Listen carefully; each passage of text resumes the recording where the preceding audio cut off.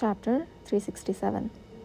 Considering that Kishir would be moving all night without rest, Yidhir couldn't waste time sitting still inside the prison.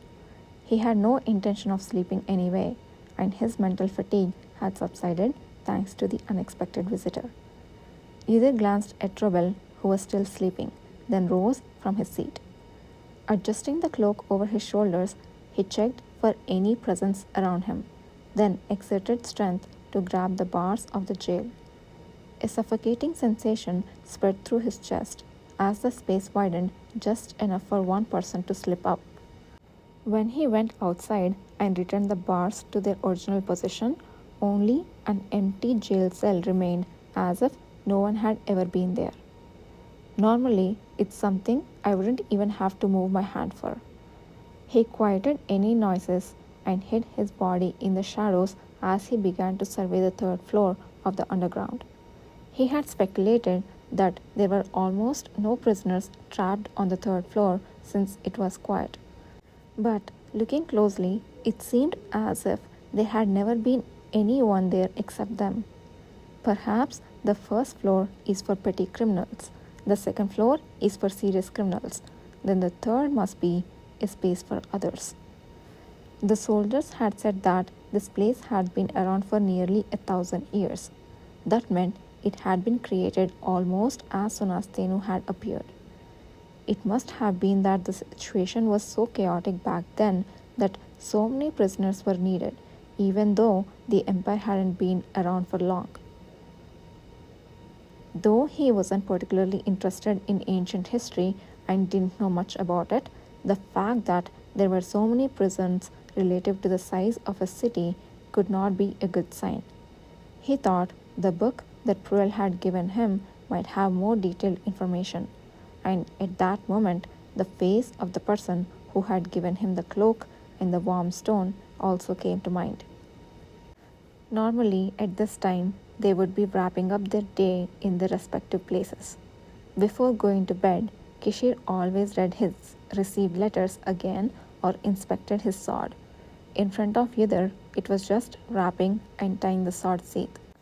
But he was slightly surprised when he learned that Kishir got up early in the morning and consistently swung his sword in another room. Just as Yidhir had time to close his eyes and gather his strength as soon as he woke up, the practice of rising at dawn, training, and washing seemed to have a similar function for Kishir. It was not surprising that the callous of a swordsman so accomplished to striving without attacking others' attention did not fade. Although he seemed to live a reckless life fitting a Duke of Paleta, the fact that he meticulously commanded work and never neglected training seemed like him. But Yidhir did not express this outwardly, fearing that it might be a distraction. Kishir also probably had similar thoughts since he never mentioned it, knowing that Yidhir did such a thing as soon as he got up. It was a brief time, somehow made special by the lack of back and forth conversation. Lost in thought, Yidhir heard again an eerie and sharp sound of the wind from somewhere. He quickly erased the image of Kishir's face reading the report by the light and strained his ears to identify the direction of the sound.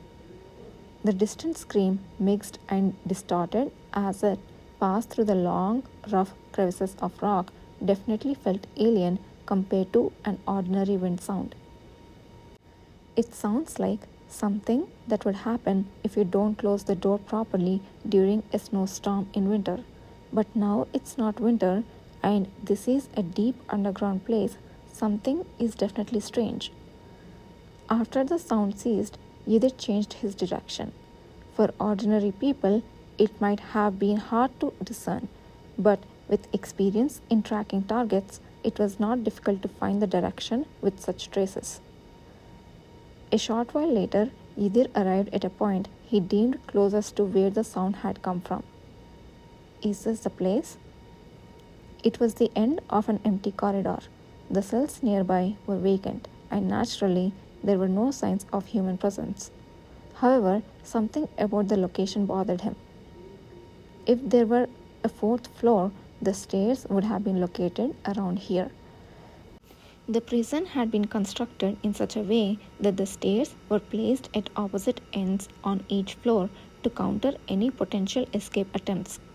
If the stairs going down from the ground to the first floor were at the right end, then to go down to the second floor, one had to go all the way to the left end, and to go down again to the third floor, one had to go back to the right end. And where Yudhir was standing now was the far opposite end from stairs that led down to the third floor. He began to look around, searching for anything unusual, but nothing caught his eye. There is no place for the wind to leak through, but I definitely heard it here. Then, louder than before, the sound of the wind came again. Because it was the loudest in that place, it seemed as though human voices were strangely mixed with the wind. The sound quieted down again. Although the surroundings became still as if nothing had happened, Yudhir's senses remained sharply alert. There might be something after all, but it's too dark to examine properly. I have no choice but to conjure a flame. Summoning a flame the size of a candle, he began to scrutinize the end of the corridor and the nearby cells in great detail. As he felt along the weathered stone wall, he suddenly perceived an unexpected texture. Upon illuminating it, he discovered it was some faintly carved symbol. Is this not the crest of the Tain family? The Tain's family's crest was a shield intertwined with deer antlers. It was a symbol that almost exactly matched the seal Yudhir had seen at the end of the letter from the Duke of Tain. Finding it engraved on the prison wall was quite mysterious. He continued to feel around and soon found a second symbol not far away. The two symbols were engraved at the same height, facing each other. After confirming that no other wall bore the same symbol, Yudhir decided to step back for the time being. The patrol should be coming around again soon. During his time in the prison, he had been mentally counting to gauge the soldiers' patrol intervals. Since the number he had been estimating was almost at its limit, he had to leave soon. I timed it just right. Yudhir had just re-entered his cell when he heard the soldiers coming down from the second floor. Rubel was snoring in oblivion. As he pretended to sleep, Yudhir heard the approaching soldiers muttering. The Duke thought he was as good as dead, and yet he even gave him that expensive cloak. Look at the jewels on that guy's clothes. Wonder how much they are worth? One of those would be enough to live on for a lifetime. Must feel great to have someone to get you out even when you're locked up. Anyway, we agreed to act like we didn't see anything. Let's go. ... After they disappeared, Yudhir silently opened his eyes. It was a comment that might have offended him before, but he didn't feel bad at all. Satisfaction swelled within him, knowing that finally his efforts were bearing fruit. I hadn't realized. Thinking about it, this situation must look even more so from the outside. Feeling content, he sat down and spent the night reflecting on the information he had gathered, pondering over what might be happening on Kishir's side. It promised to be a night far from tiring. The next day, Yudhir was eating breakfast with Rubel bought by the soldiers, who were astonished by the fact that he had slept so soundly when Tenu Knight Commander Jamir Phil arrived. He wore a disgusted expression as he informed him that, just as Yudhir had expected, there would be no second investigation and that he would be released soon. Last night, His Grace Duke Paleta and the cavalry found the real culprit behind the murder. Regrettably, they did not capture the culprit, but they did rescue Graham Wilhelm, who was nearly abducted by them. Therefore, you will be released soon. Is that true? Release him and let him go. Whether Rubel was surprised or not, Jamir Phil turned away after saying what he needed to say. Yudhir rose abruptly from his seat, watching the soldiers unlocking the door with keys. Go on. I don't know what happened while I was asleep.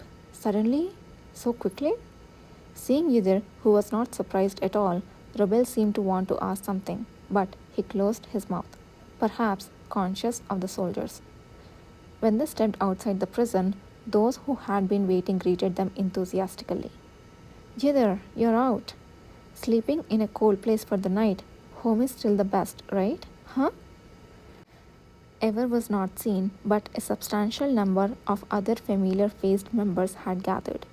Though not surprised by his release, seeing either slightly disconcerted by his colleagues who proudly pounded on him in front of the security management team, Robel wore an expression that seemed both knowing and unknowing. Why are you looking like you are wondering why so many have gathered?